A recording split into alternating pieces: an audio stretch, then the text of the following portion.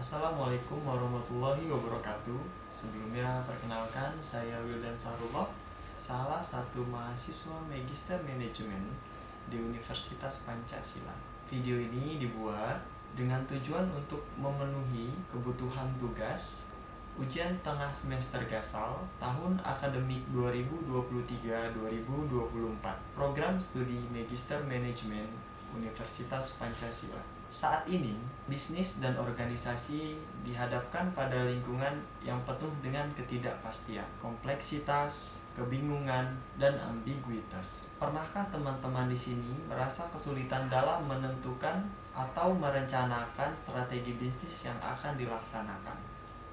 Misalnya, ketika teman-teman di sini ingin membuat minuman kekinian boba, namun tidak lama setelah minuman boba tersebut trending, muncul lagi minuman jenis baru dan mau tidak mau kita harus mengulas kembali strategi bisnis yang sudah kita jalankan. Dan inilah yang disebut era VUCA. Pada tahun 1987 di Amerika dalam buku Leaders the Strengths of Taking Charge, istilah VUCA ini diciptakan oleh Warren Bernis dan Bert Nanus, dua orang pakar ilmu bisnis dan kepemimpinan. Menurut mereka, era VUCA adalah dunia yang kita tinggali saat ini, di mana perubahan bisa sangat cepat berubah yang dipengaruhi oleh beberapa macam faktor dan sulit untuk dikendalikan. Dan kebenaran serta realistis menjadi sangat subjektif. Perkembangan teknologi dan informasi menjadi salah satu pengaruh besar dari perubahan ini. Dalam situasi ini, pengelolaan sumber daya manusia menjadi sangat penting. Dan apakah pendekatan talent management muncul sebagai solusi yang menjanjikan? Mari kita bahas satu persatu. Talent management dan VUCA adalah dua konsep yang memiliki keterkaitan dalam konteks pengelolaan sumber daya manusia di era modern. Berikut adalah penjelasan lebih lanjut tentang bagaimana talent management dapat berperan dalam menghadapi era VUCA. Yang pertama adalah identifikasi dan pengembangan bakat. Talent management bertujuan untuk mengidentifikasi, mengembangkan, dan mempertahankan individu berbakat dalam organisasi. Dalam situasi VUCA, di mana perubahan konstan dan ketidakpastian adalah norma, memiliki tim yang memiliki keterampilan dan kemampuan yang relevan sangatlah penting. Yang kedua, adaptasi yang cepat. Dengan adanya talent management, organisasi dapat lebih cepat dengan perubahan lingkungan karena mereka telah memiliki individu yang telah diidentifikasi dan dipersiapkan untuk menghadapi era VUCA. Mereka mungkin telah menjalani pelatihan khusus atau memiliki pengalaman yang sesuai. Yang ketiga adalah fleksibilitas dalam pengelolaan SDM. Talent management memungkinkan organisasi untuk memiliki fleksibilitas dalam pengelolaan sumber daya manusia. Mereka dapat dengan cepat memindahkan sumber daya manusia dari satu proyek atau inisiatif ke yang lain sesuai dengan kebutuhan dan perubahan yang terjadi. Yang keempat adalah retensi bakat. Dalam lingkungan VUCA, persaingan untuk bakat-bakat yang berharga mungkin semakin meningkat. Dengan pendekatan talent management yang efektif, organisasi dapat lebih mungkin untuk mempertahankan bakat yang sudah ada sehingga tidak harus terus-menerus mencari pengganti. Yang kelima adalah pemimpin yang adaptif. Talent management dapat membantu mengidentifikasi individu dengan kemampuan kepemimpinan yang dapat beradaptasi dengan perubahan lingkungan. Pemimpin seperti ini dapat menjadi kunci dan membimbing organisasi melalui situasi VUCA. Lalu yang keenam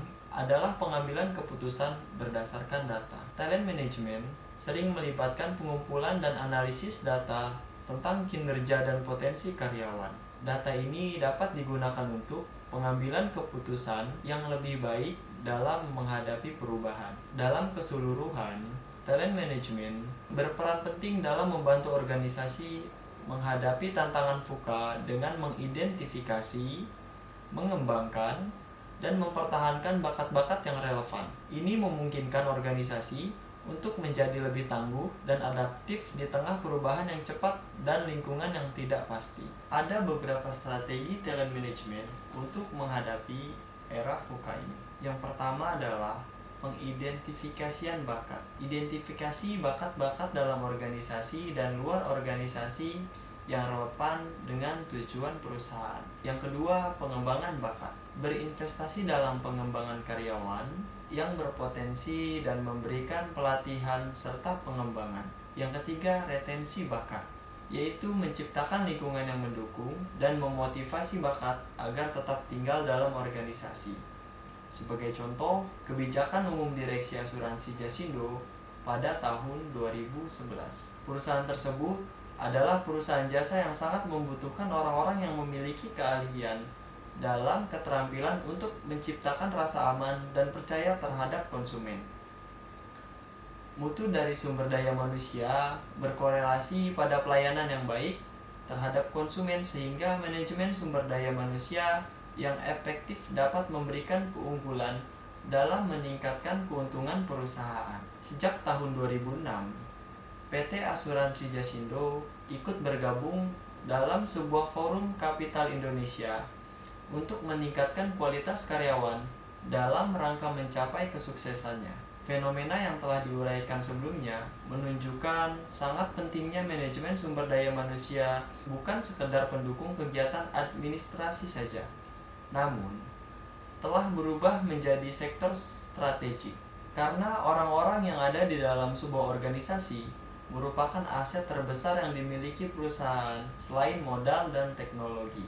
Jadi, kesimpulan dalam video ini adalah pengelolaan SDM dengan pendekatan talent management adalah solusi yang efektif untuk menghadapi era VUCA. Yang kedua, pendekatan talent management dapat membantu perusahaan untuk menjaga keunggulan bersaing, beradaptasi dalam perubahan, dan memudahkan untuk mengidentifikasi bakat-bakat yang mendukung tujuan organisasi.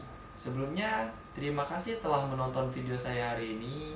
Jangan ragu untuk berbagi pandangan teman-teman dengan topik ini, dan jika teman-teman punya pertanyaan lebih lanjut, jangan ragu untuk menghubungi saya.